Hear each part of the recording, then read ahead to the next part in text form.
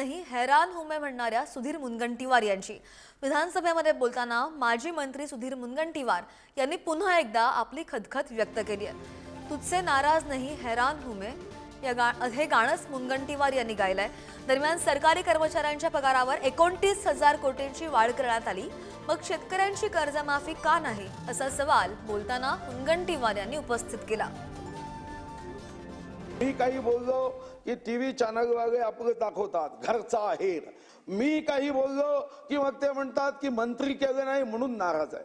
खरं तर ते गाणं बघा की तुझसे नाराज नहीं जिंदगी हैरान हूं मैं तेरे मासूम सवालों से परेशान हूं मैं। कधी कधी जेव्हा पत्रकार विचारतात की तुम्ही नाराज आहे का, तेरे मासूम सवालों से परेशान हूं मैं।